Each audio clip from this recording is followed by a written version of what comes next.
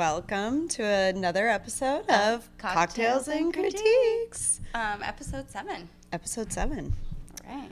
Okay. What'd you bring me? I brought you, finally, I can't believe we haven't even I know. done this yet, my favorite neighborhood spot, Revolution Roasters. Yay. So wait, is this the So this is their new seasonal. So every spring they do a seasonal matcha, and this is a strawberry yuzu. Strawberry yuzu. What's yuzu? Matcha. I actually meant to Google that before I came because this is delicious. And cheers. Is this the house-made almond milk? And it's the house-made almond milk. Yum. And I got us a little treat. Yum. This is not, so my favorite there is the morning bun or the monkey bread. Honestly, Rev does no wrong there. Yeah. Everything is delicious there. So good. But I brought this because this is like one of their staple things people love. I'm not the hugest fan of shortbread cookies in general, and it's not gluten-free, so I don't know if you're feeling naughty or not today, because JVB has celiacs and technically cannot eat gluten, but she's been really bad lately. Really bad, and my body let me know yesterday, all last night, I was in so much pain from, I think it was the Panda Express at yikes. At the cheer comp, so you're gonna make a better choice and not eat this. So. That's probably smart. I'll do the taste test for us. Yes, please do. Because I see those there because they sell them. So too, they don't sell them in a pack. You can buy a pack of them. Yeah, like the to-go or they sell them individually. And yeah, people love them. I'm not a huge shortbread cookie fan, I but never used to be, but it has definitely grown on me. Also, this drink is a little on the sweeter side, so sometimes having something not it's buttery, but it's not too sugary. Yeah. I thought it kind of sounded good, and they were sold out of all their gluten-free pastries. Otherwise, I would have gotten you a gluten-free, but it's probably best that you didn't. Apparently, people were feeling Rev this morning because they were sold out of a lot of the pastries in the. Which obviously Rev is always busy, but they always don't busy, usually but sell out that early. On a weekend, they do for sure. We went there actually before the cheer comp on Saturday. I saw that. So this is what I surprised because I saw in your stories. I was like, oh, that looks so good. So what do you think? It's delicious. Only problem is it goes down too fast. Yeah. Well, and I'm not a big strawberry jam person. I don't ever eat it really, Yeah. But in here, it's so good. Also, do you remember those drinks that Amber made for was that Memorial Day? The pickleball party? The gel. The red, white, and blue. The red, white, and blue. And they had jam in them. Yes, and it was so good because it's you don't sweeten it with anything else. And you have just that little, and it's still it's tart, a spoonful. But yeah. Well, so that's good. what last year, did you have Rev's seasonal one was a raspberry matcha, and that's what it was like, raspberry jam. I'm sure it was homemade raspberry jam, but it was basically like raspberry. It's like a puree or but, whatever. Okay, I just Googled what yuzu is because I did not know what a strawberry yuzu matcha was. Obviously, the strawberry is the stronger flavor, but yuzu is a highly aromatic tart East Asian citrus fruit resembling a small bumpy grapefruit or lemon. So that is why there's a little tart. Yeah. It's sweet but tart. And isn't it good? So good. So that's what yuzu is. But anyways, cheers to cheers. another week. Okay, I'll taste test why don't you start on your high-low while I taste test this.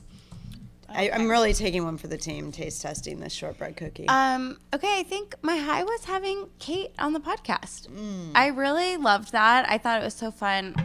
Obviously, it's nice to have a friend that, I just felt like the conversation really flowed, but I loved the topics that we touched on, and I think I knew she would be she has a lot of really good insight on just different things, and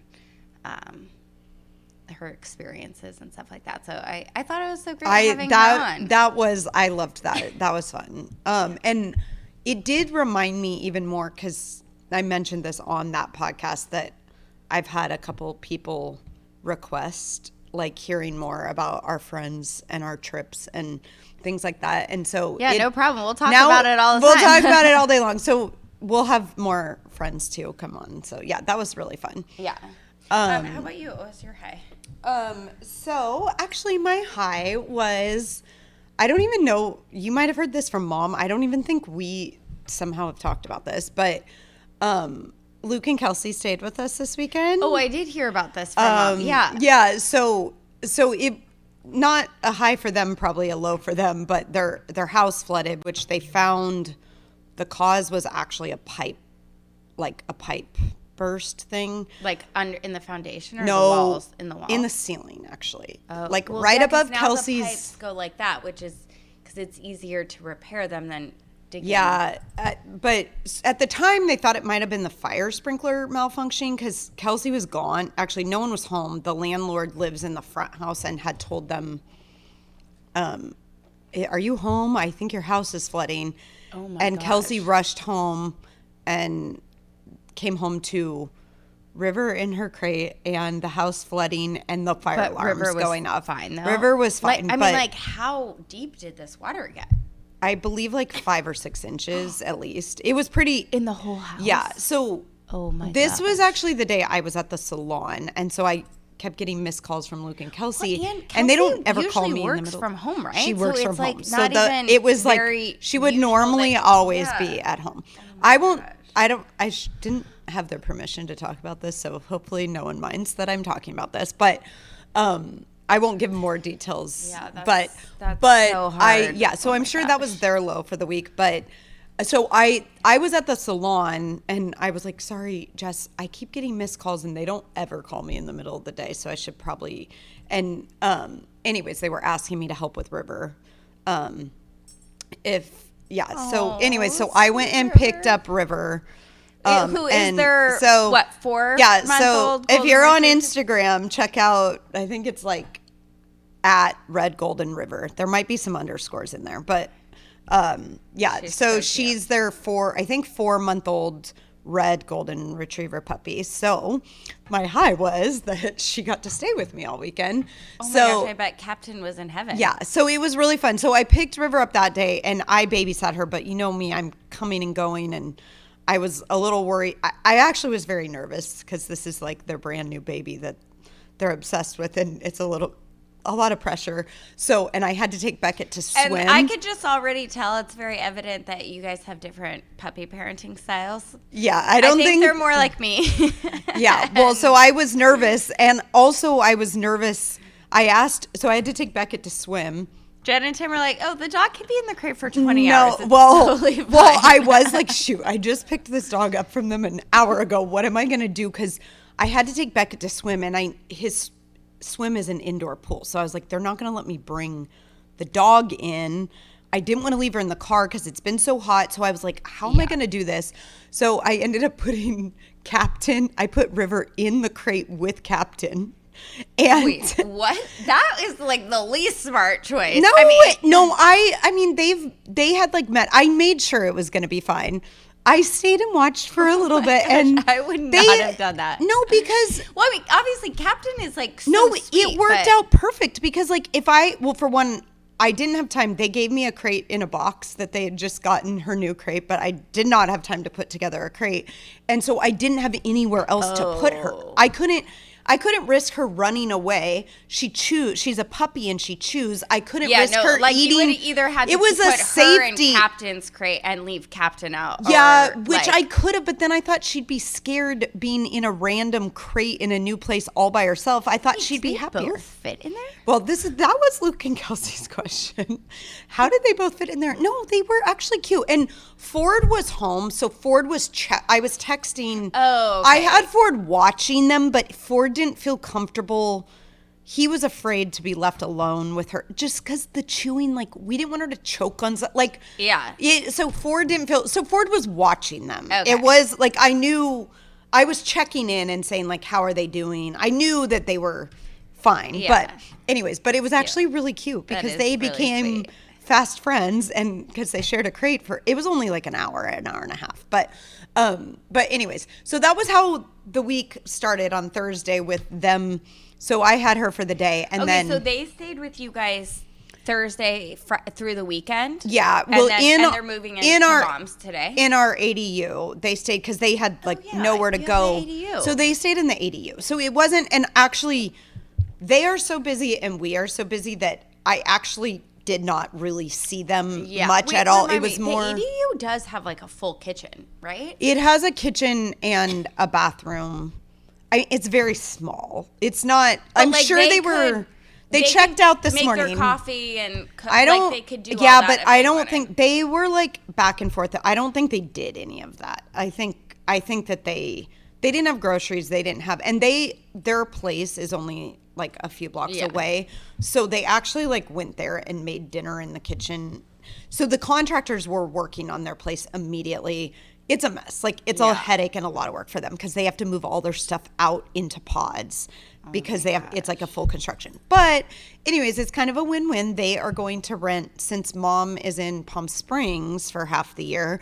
She is not. She happened to be here this weekend, but her place is going to be empty till she comes for the summer. So it ended up like work. Actually, Kelsey went over there last night and had the tour from Mom. And that's so nice, like that park at the end of the street for River. Yeah, I think it'll actually be. Mom was all worried about the coyotes and River, and I was like, well, I don't think they will leave her in the backyard alone. Like she would only be out there if they're out there. But anyways, enough about this. It ended up being a high because it was just fun. Tim got in like party mode. Like he's like, it feels like I'm on vacation because this is like not normal that they're here. That's cute. So it was kind of cute. Like, and I was with you at the cheer comp until we didn't get home till like 10 because we stopped at Chick-fil-A on the way home. So I wasn't there, but I guess they had all been on speakerphone with Mom making a plan to rent her house, and they all went to Best Pizza. I'm not clear if Mom went to, I think they were on the phone with her from Best Pizza or something.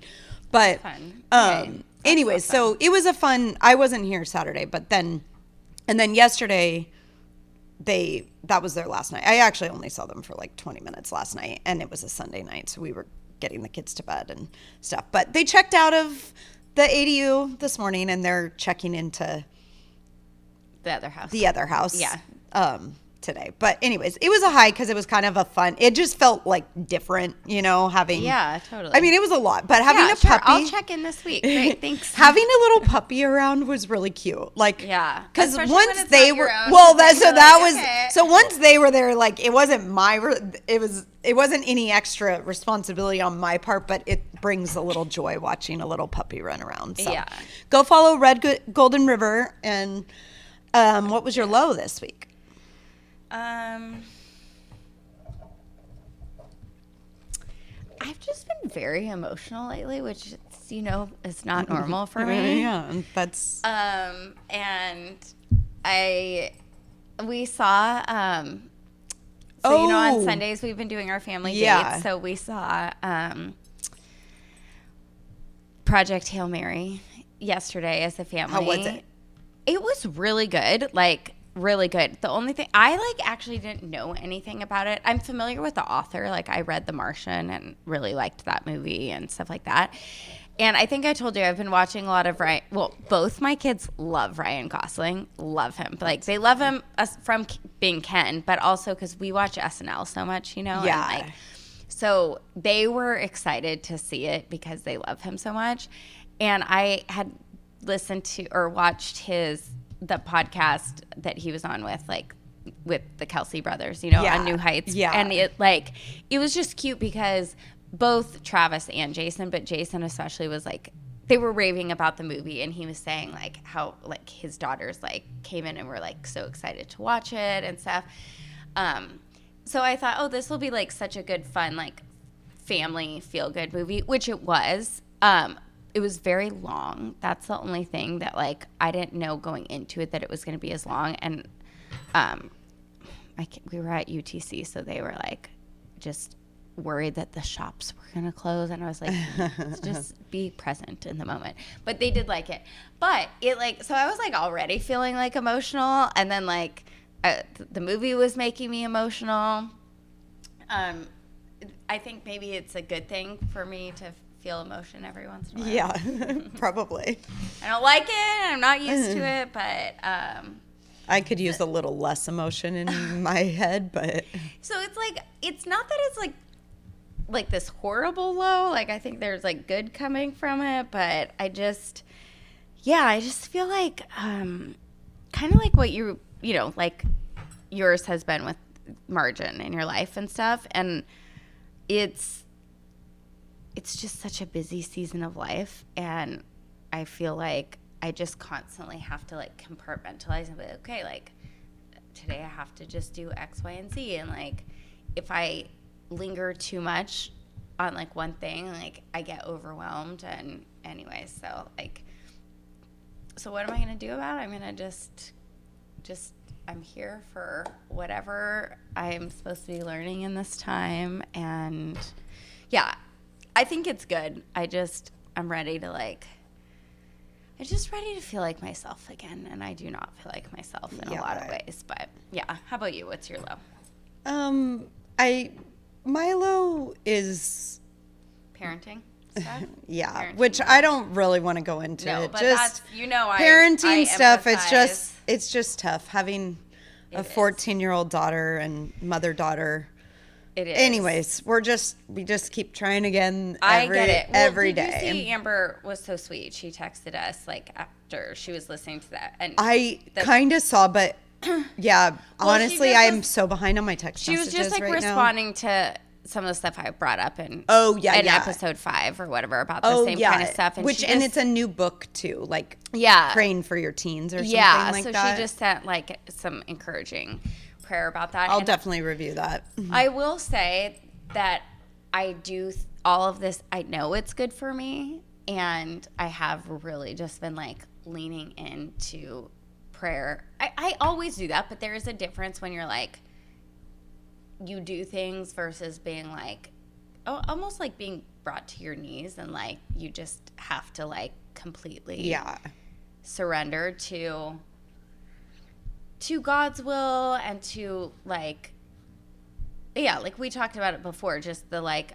I haven't learned that yet. Like I'm I guess still I haven't learning. learned that yet. And I do think that navigating the teen thing is unusual territory. It's really, really different. And it's like, I think you question yourself constantly as like a parent. If like, that's what I was saying. Like when your kids are younger, it's an easier, it's not easy. It's hard, but it's physically hard, but you really just have to like give them hugs and feed them. And it's easier like for you to know what, yes, you don't let your kid do these dangerous things. You like, don't let them eat junk food. Like it's easier to know what is right and wrong for you to enforce as the parent. And like as a teen mom, that's totally it's changes. Just not as clear. You're like, really am I screwing this up? Am I doing the right thing? And which, speaking of that, I actually did want, if we can kind of pivot. Yep. It's about, we're ready. So I had a horrible sleep last night, and so I was watching the rest of Secret Life. Well, I still didn't finish it, but Secret Life of Mormon Wives. And obviously, you know, they do a lot of highlighting Taylor and Leanne's relationship. Oh, yeah. Taylor and her mom. Yeah. And there are so many things I want to touch on with the show and how it relates to what's happening in my own life, even though I'm very different than all of these. My life situation, all of that is very different. But I feel like it's just wild. Like, do you know what I'm talking about? Like when the first time they have like the mediator, and I mean, sadly, you just see the toxic. It's just so hard when you're like, she has this problem with Dakota. She has this problem with her mom. Like, there's a lot of love there, and they just can't get out of their own way sometimes, you know? Yeah. And it just reminded me so much of my parenting issues kind of right now, but I'm like, this can't be my situation when my kid's 30. We've got to work through this now. Like, you're always going to have issues, but I do think that and the thing that Taylor keeps repeating over and over with Dakota and her mom, like, she just wants validation. Like, she just wants to be heard. And I think that is true for any relationship in life, that when you're having an issue, like, everybody just wants to be heard.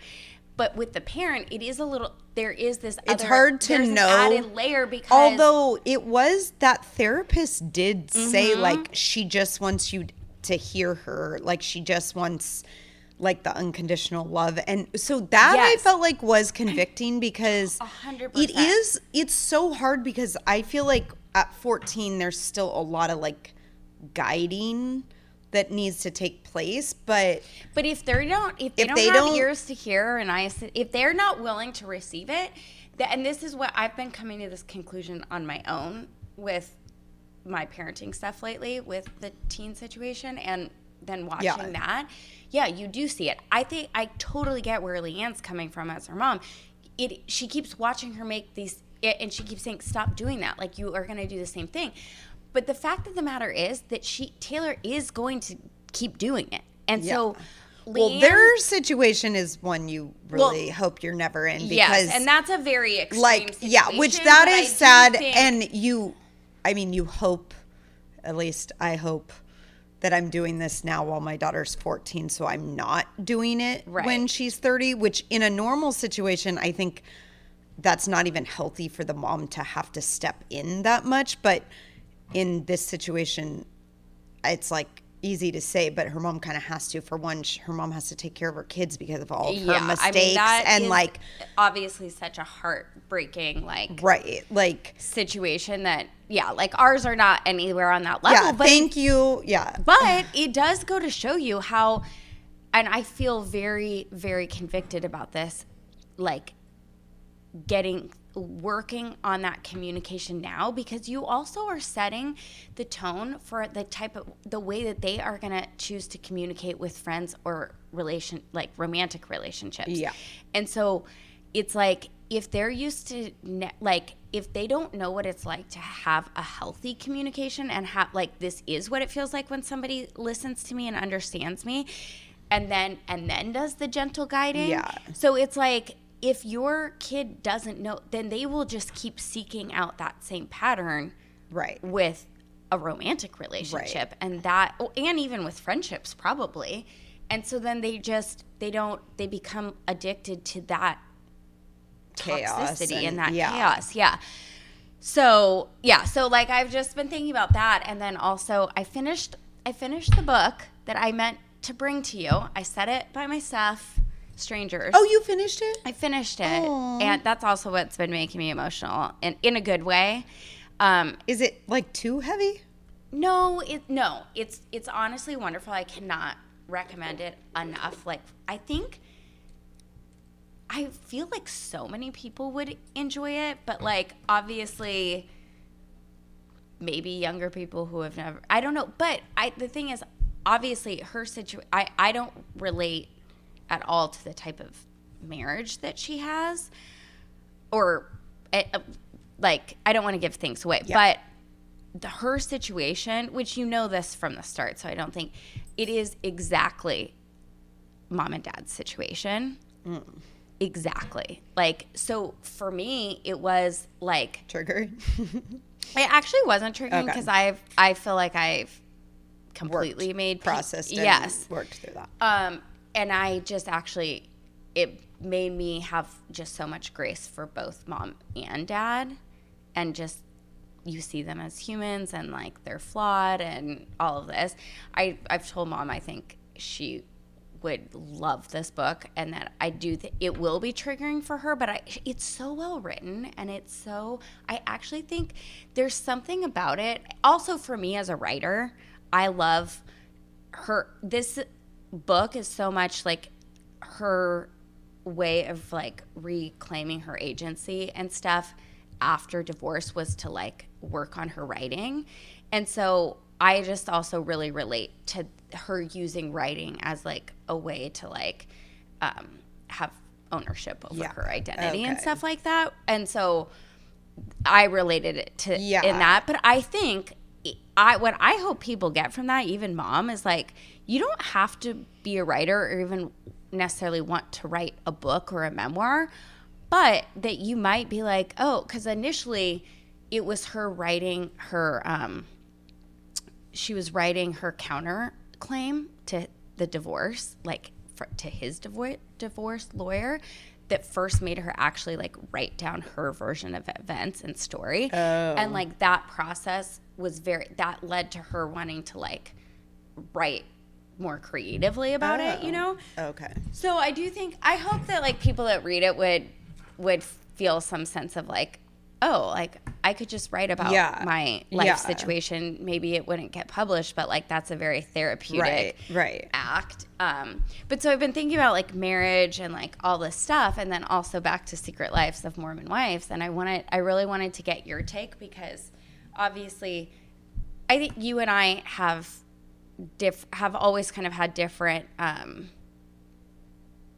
like roles in our, like I've always had more of like an egalitarian marriage, and I have more of traditional roles by choice. Like you wanted that, and like so in the episode where I think it's episode 5, and it's kind of highlighting more like Zach and Jen, and like Zach is really struggling with staying home.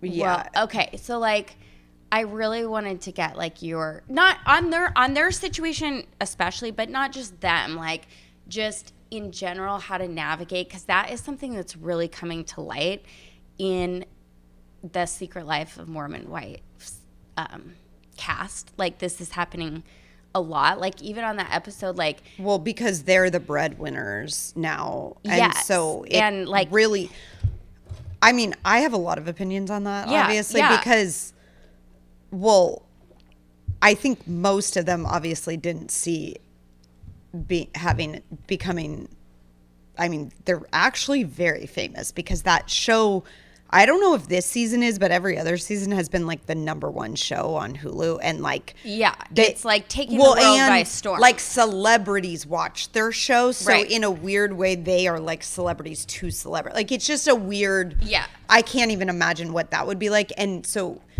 that would be. I mean, I have lots of opinions on how the unhealth of that. Like I don't think I could ever put myself in that situation, because I don't trust that I would be a healthy enough person to be able. Wait, in what situation? In being on a reality show and being I think that would be very challenging. As tempting as the money would be for me, like the lifestyle and the money is the only tempting aspect of that to me. I don't like fame as not tempting to me, but I mean, that's like it's a saying, like, if you go into Hollywood, you make a deal with the devil. Like it's it like Jessica Simpson talked about in her book, like that quote, that in a weird way she feels like it's true, because it's just like, how do you escape all that comes with that?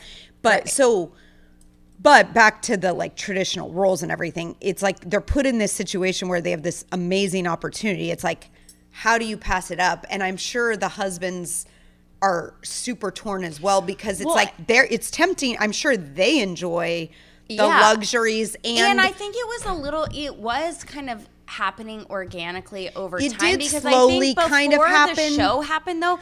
They were already influenced. Most of them already had a following. Yes, and a little I think that their husbands all still had, but they're so full-time young, jobs. But they're so young that like Zach and Jen. I love Zach and Jen. I know a lot of people don't, and I always do too. I always loved them. Even like in the beginning when people thought Zach was so horrible. I mean, I get it. I didn't think he was horrible, but he fully owned his stuff. No, I think he has a very good character. I think he is like he's a good husband and good dad.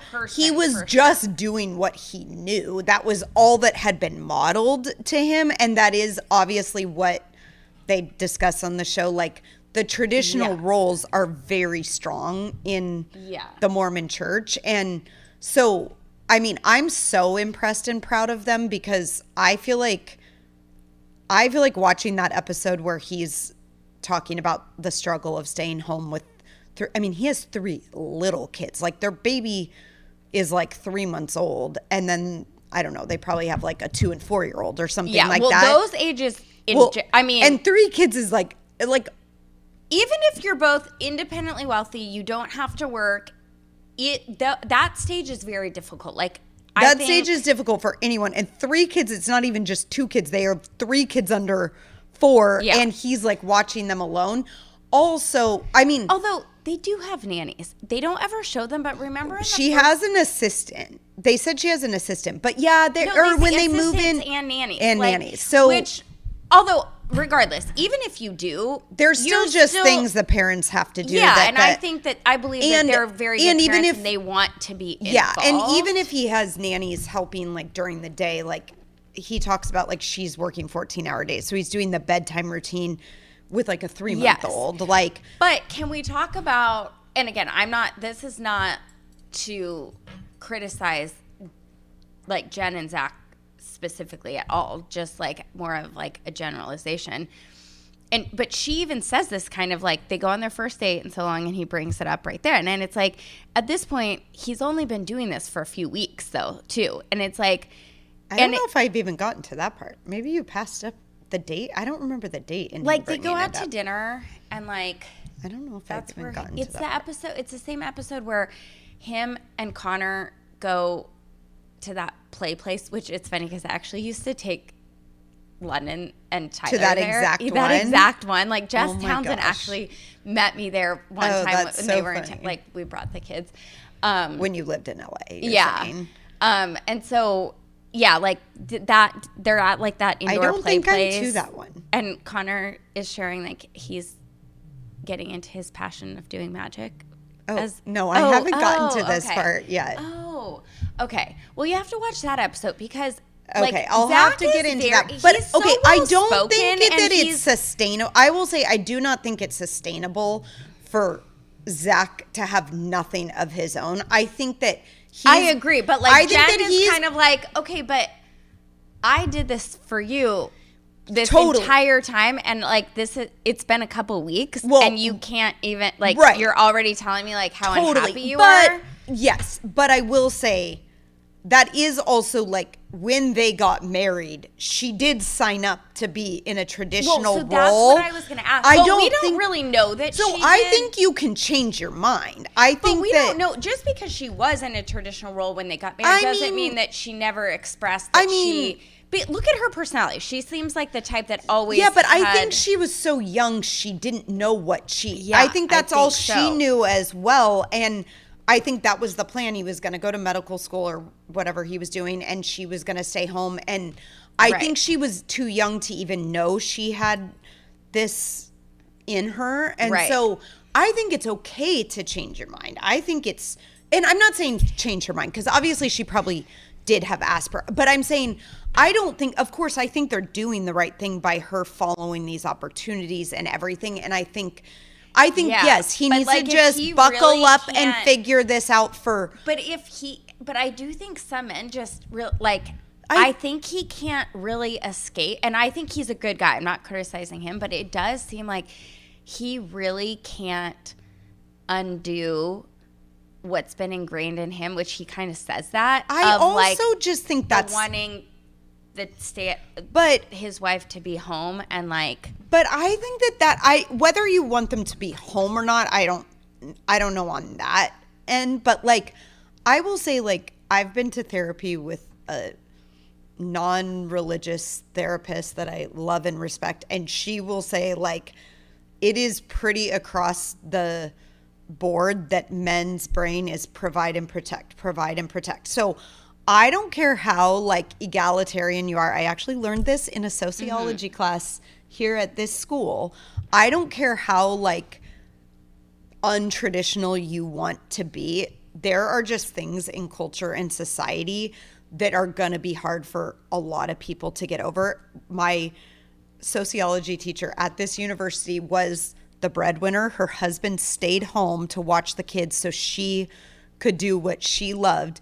And she said, no matter what, there are just certain things that you are never going to escape. She said like she has had been commented on, like, at her home, like, even though her husband stayed home, was the one supposed to be keeping up the home and the kids and whatever.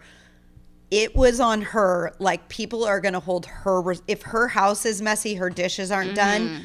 They aren't like, oh, what a horrible stay-at-home dad. His house is a mess. No, she said, I am the one that people look down on me, that my house isn't in order. Yeah. Whether our agreement is that it's his job or not. That no matter what, and the emotional well-being of the kids, everything still falls to the mother no matter what. That's why, like, I personally would not, as much as you want to say, oh, the wife does deserve it, it's her time to shine, she should get to do that. I do think it's going to affect your marriage. I don't think it's right. But I think in a healthy, happy marriage that both people usually want to, at least in my marriage, I do feel like we have, and also this is not maybe where we started. This is maybe where we're at now after almost 20 years of marriage. Like, if I said, this is so important to me, this is what I need, I think we both would do whatever was important to support the other person's dreams and stuff like that. I still think we're older and wiser. Also, I have a lot of years on Zach and Jen. So right. I think we would be more realistic about what was sustainable, because it would never, Tim is just so wired to work and achieve, and like, he gets a lot of fulfillment from his career. So while he would maybe take a year off for me or something like that, I would also not ask him to do something. Right. Like, that's how I feel too. It's like, if both people aren't going to have to figure out how we can both be getting what we want and not without letting, like, the children suffer. And that's always been my struggle. Is I am very fulfilled by motherhood and stuff. I've always just wanted a little bit of my own thing, but to me, I don't feel like I could show up super well as a mom working full-time, an 8-to-5 job. Like, that's not something I feel like I had the capacity to do. So Tim supported that, like, okay, let's figure out a way so you don't have that pressure.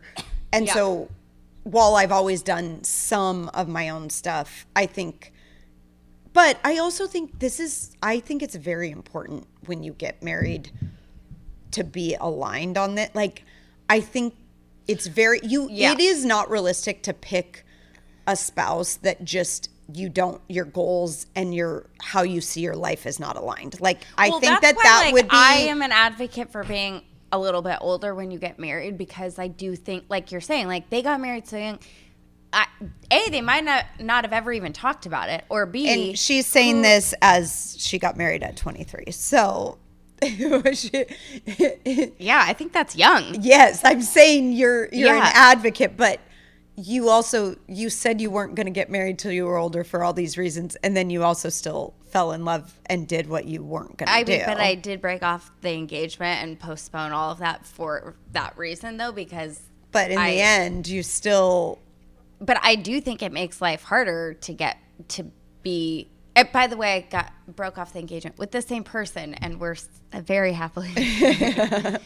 You broke it off for your own, because you were internally struggling with not wanting to be married young. You wanted to achieve some things before, right? Yeah, well, like, to achieve some things, but no, like, kind of like what we're talking about. Like, I just think that I think it's very, I know it's like different person to person, but I do think you have a lot of, like, growing up and changing, and, like, I don't think you never know who you are until, right, like, you're always changing and becoming that person. But I think especially at, like, I mean, I had barely just turned 20 when I met Eric. Like, I felt very scared by how young I was to meet somebody that I was sure was the right person for me for that reason, because and everybody's different in that regard. Because you were how old when you met him?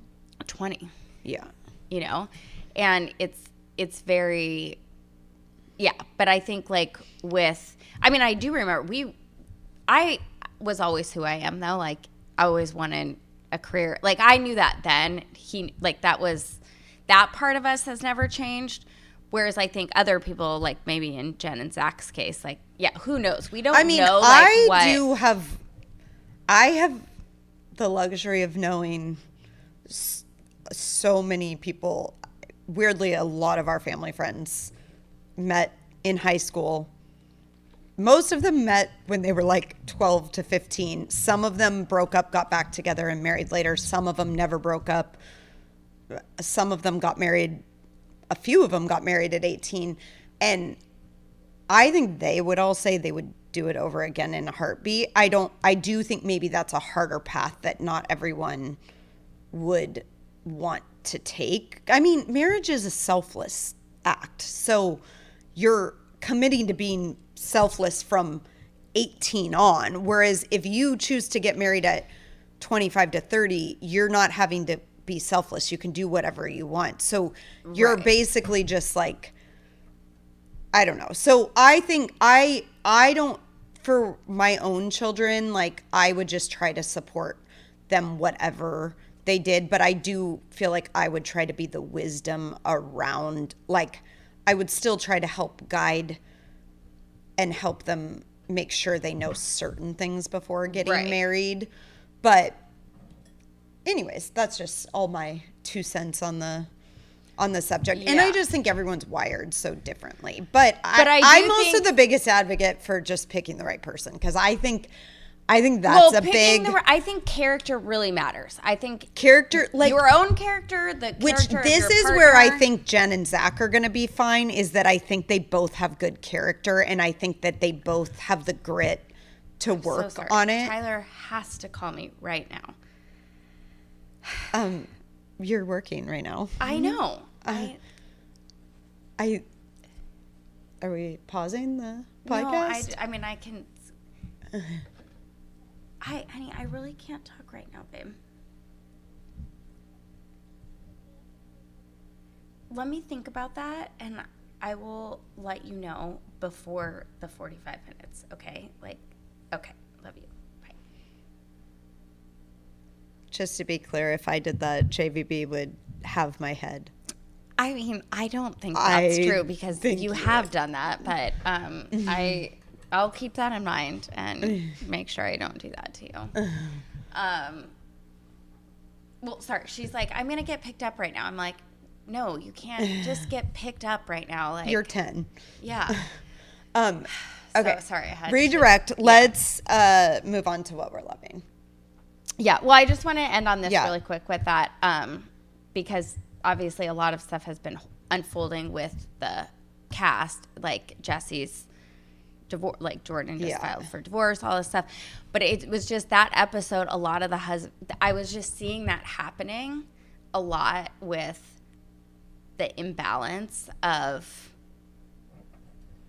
their roles, you know, like even the ones with the more secure marriages, like even Macy and like I think Macy's husband is so supportive. He is, but like even she was saying, like, I think she's a little hard on him, to be honest, for how supportive, like, he is. Like, she was not supportive of him being part of dad talk. A lot of comments about toxic men and dad talk. No, that too. No, but she makes a lot of comments in this episode about, like, because they have a pickleball tournament against the guys versus the mom talk versus dad talk or whatever. But she's like, a lot of, like, reminding the dads that they're riding on the women's coattails. But like, they say that a lot. But that's like very degrading to men. I know. That's so I feel like that.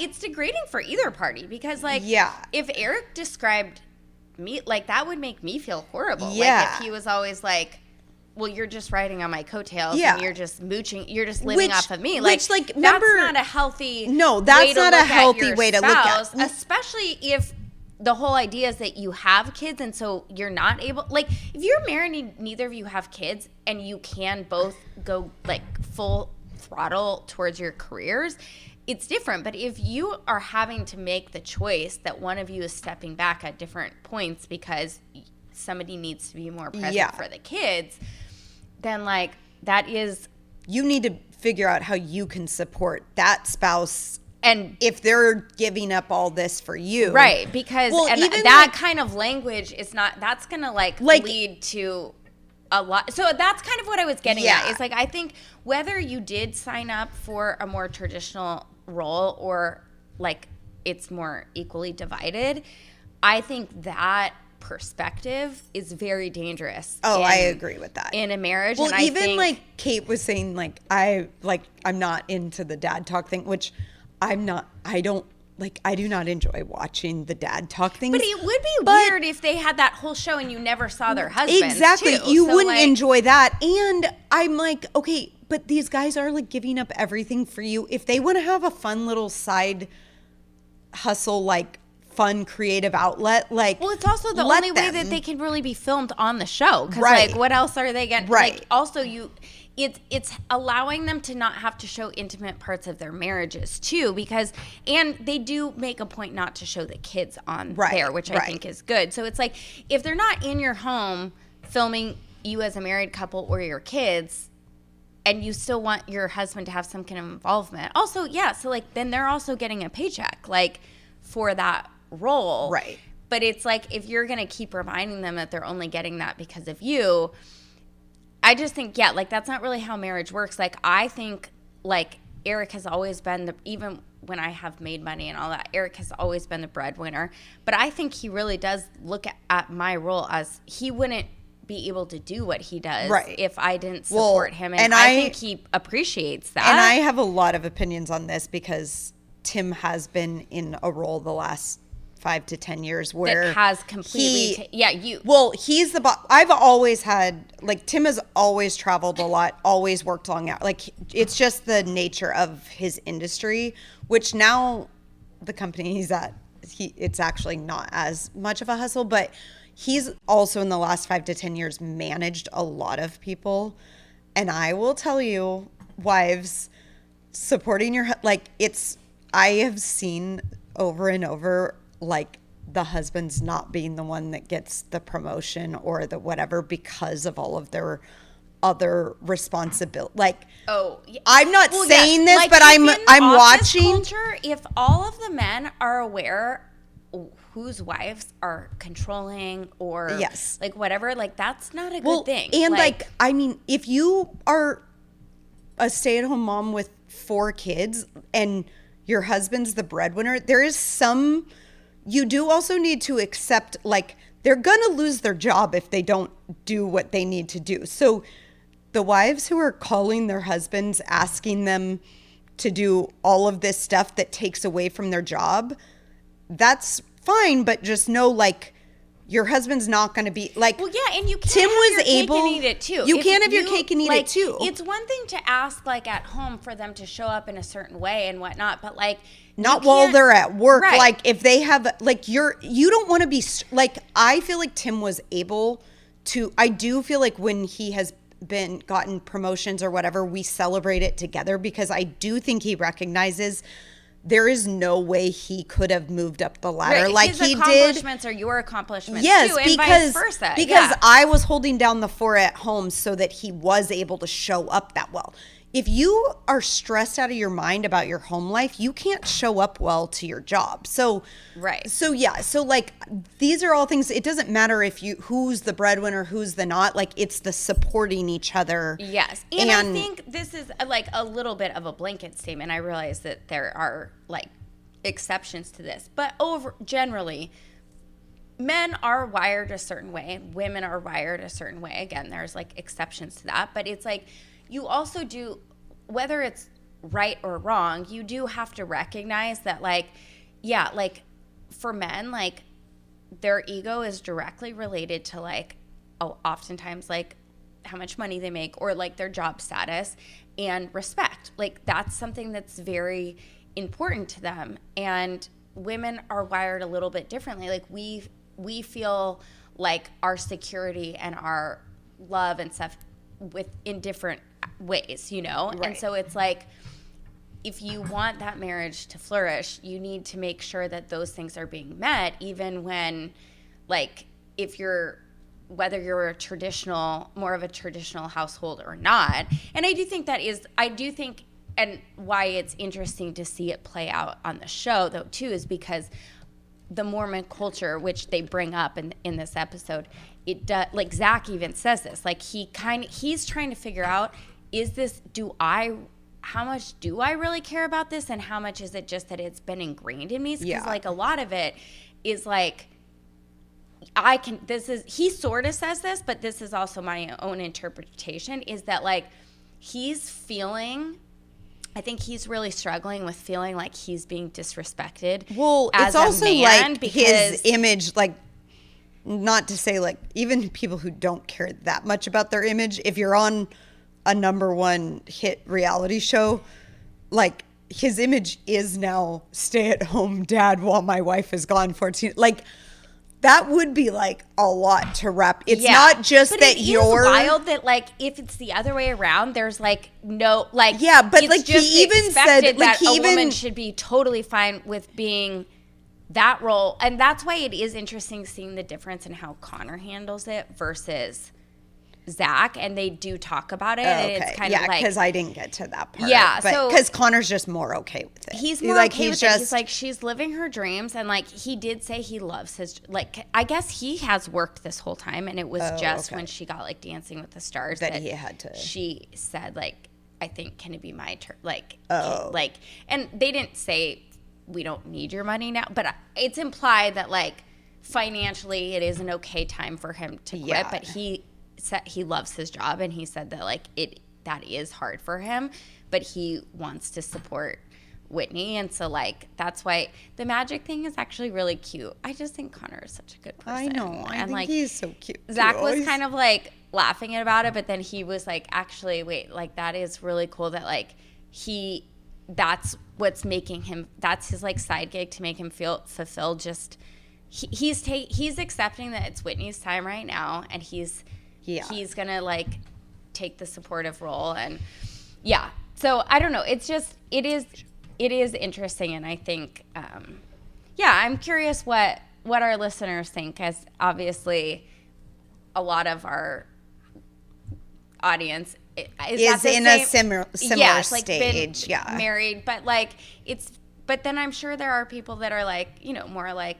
at this level that the cast is, where they haven't been married as long, or you know, and it's just, I'd like to hear people's different perspectives, but we can pivot now to what we're loving. Okay, you want to go first? Wait, tell me about your Padres gear. Well, this is cute, but, this is one of my what we're loving. I'm decked out in Padres gear because it's opening week this week. Oh, okay. Padres opening day is Thursday at Petco.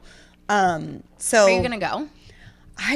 It's gonna be a game time like that day. If I don't know, like I gotta see. I have some work things, and that would be fun though. We usually go like just you and Tim.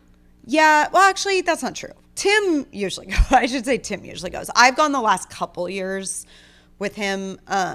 Even if you don't go in the state, because some years the tickets are outrageous and not just really worth but like the whole city goes off, so it's like like, well, it's like fun even if you just go down and even watch if it you from just a bar, go down like, and down watch there. it from, you know, there's like restaurants where you can see into the stadium and stuff, so we actually did that. And then Tim used to work for a company that had an office down there, so we've done that where the office looks into Petco Park, so the office does an opening day party, and they have the whole thing catered with bartenders. And fun. Remember Eric's old apartment? You could watch from the that roof. Was amazing. That was so fun.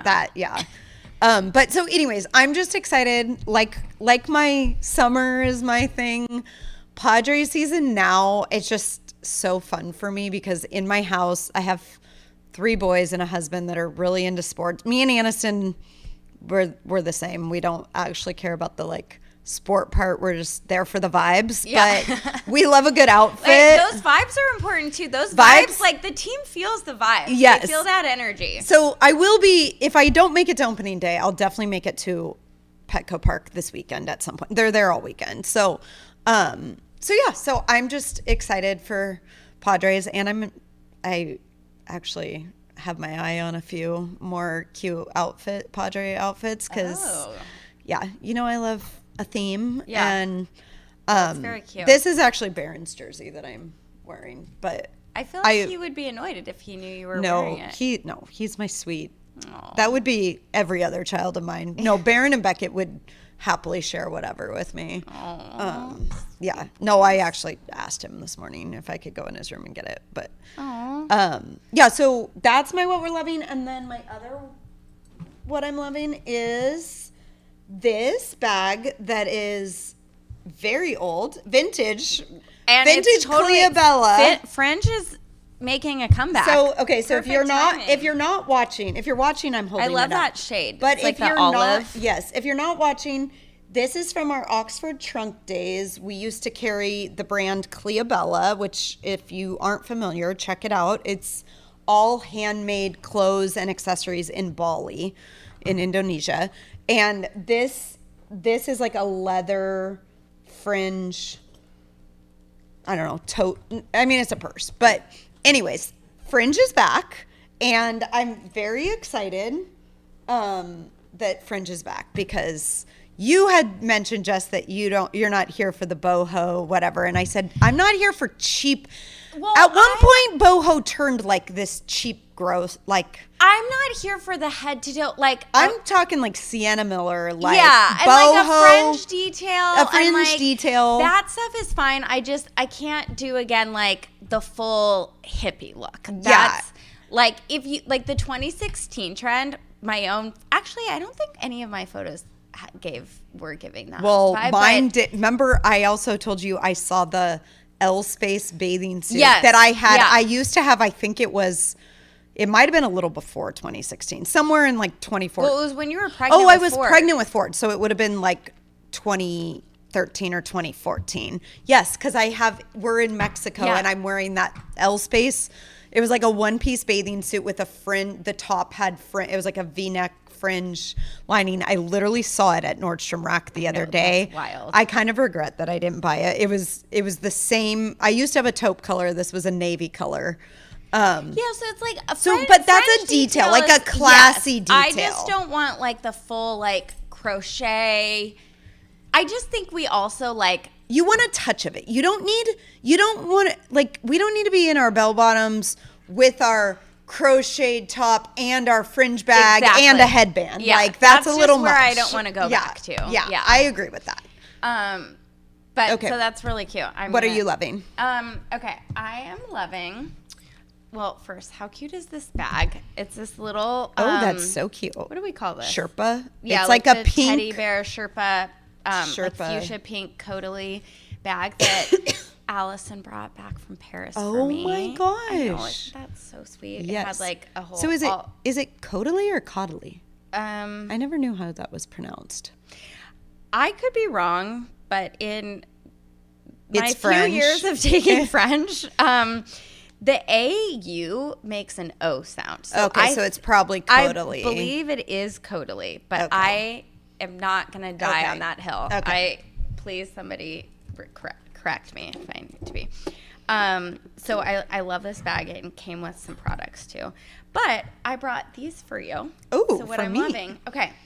Jess is a big gift giver. If anyone doesn't know, gifts is her love language, which I benefit from a lot.